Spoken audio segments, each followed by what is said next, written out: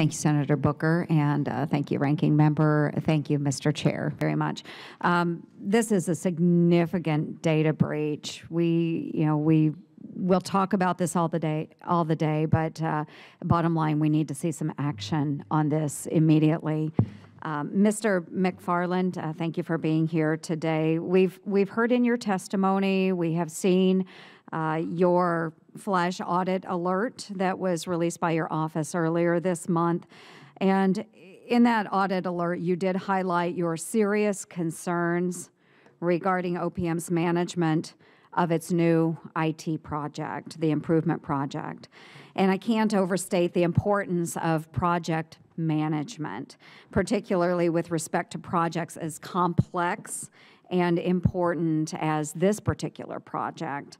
In fact, just yesterday in this committee, we did approve a bill introduced by Senator Heitkamp and myself, which will focus on improving program management in the federal government. And I would be interested to learn from you just a little bit more detail about your concerns to OPM's management of this IT improvement project. Yes, Senator. I think a good start here and a good example would be the fact that anyone doing a capital asset in the IT world, at least my understanding, and I could be corrected if I'm wrong, by OMB's regulation is to do a business plan known as Exhibit 300. That has not been done by OPM. Yet, I do hear in the last few days information that OPM and OMB are working very closely together, and I don't doubt that. But my concern is something as simple and straightforward as a business plan, if it's not completed, and we hear it is completed by OPM, and then our documentation that we requested shows that it has not been done, I'd like to find out. I don't necessarily want to use this forum for my question, but I think it goes to the heart of your question, is what has happened with this business plan? Has it been done or not? And that, to me, is a significant failure. Significant failure, that the fact that something so simple as a business plan cannot be produced for this project, which left millions of federal employees and their data at risk. So, Ms. Archuleta, I do want to follow up, because it sounds like now there is a request for additional dollars. And what we want to ensure is that if the dollars are allocated, that it will actually be put towards this project, and that we do see results, and that it is managed wisely. I can't say that dollars we've put forth so far have been utilized maybe to the best of the taxpayers' interests. So if you could address that, just give us that assurance that this will be handled. Thank you. Thank you for that question. In his flash audit, the Inspector General recommended the completion of a major IT business case document for fiscal year 2017. And I actually look forward to discussing with the Inspector General the practical implications of completing such a document for submission for fiscal year 2017. We're in an urgent situation. I do understand, though, his concerns, and I'd like to assure him that all of our decisions are being tracked, documented, and justified, and that we're working very closely with OMB. As I mentioned earlier, I think that the flash audit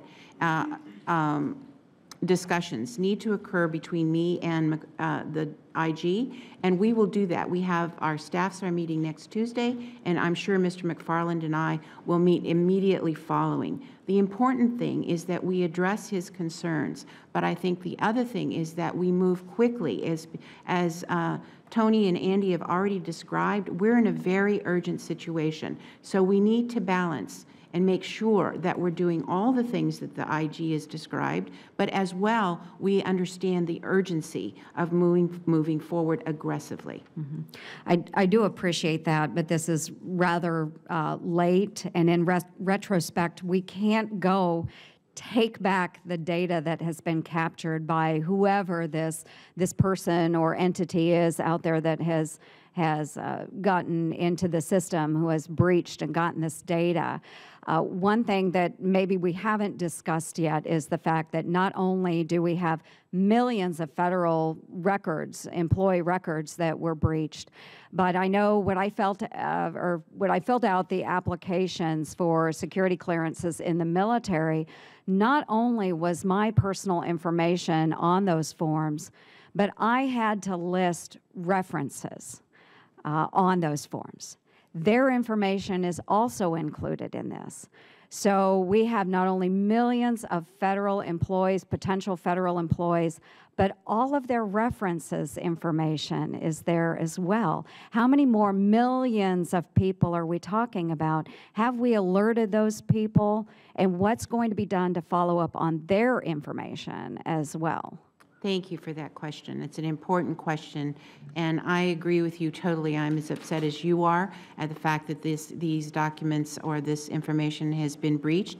Here's what we're doing, as I mentioned in my testimony, and why I cannot give a number right now. When we look at, for example, the background investigation, there is a lot of information in that. Some of that contains, if there's a name, some of it does contain PII, and some of it doesn't. And so as we're analyzing the type of data that is in these files, those are the things that we're looking at, because we care as deeply as you do that we notify those who have been affected by this, and also understand those who have not been affected even though you may have mentioned them in your SF-86. We're doing a complete analysis of that, and that's why I'm very hesitant not to put out a number until we are absolutely sure we have looked at the whole range of possible impact. Thank you today for the testimony. Yes, sir. Senator, if I may make one other point. Yes. Is that all right? The funding is a prime example of our concern. It's all over the board. The situation basically is in 2015, OPM's dealing with $32 million. And in 2016, asking for an appropriation of another $21,000. In the meantime, DHS has provided them $5 million.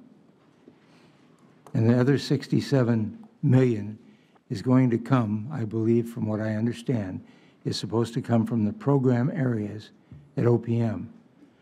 That's so sporadic. It just doesn't hold water from our perspective as to having a funding source ahead of time for the full program. It's like playing catch up, and the worst part of that is that the OPM program offices are going to be tasked to pay for that from their program office funds, appropriated funds, pay for the migration of each of their systems, instead of having a big picture of funding very clear for everybody. Plus, I think, you know, the OMB is very much in favor of having transparency, and this just avoids transparency. It subsumes the money coming from program offices instead of a dedicated source of funding.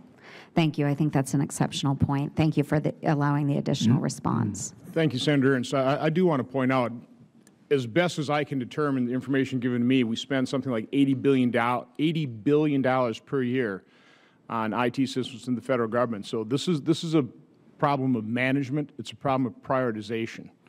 And that's why I pointed out in my opening statement that this should be a top priority of the federal government. If it was made a top priority, there should be plenty of funding within the current budget to provide this kind of security. Senator Carper.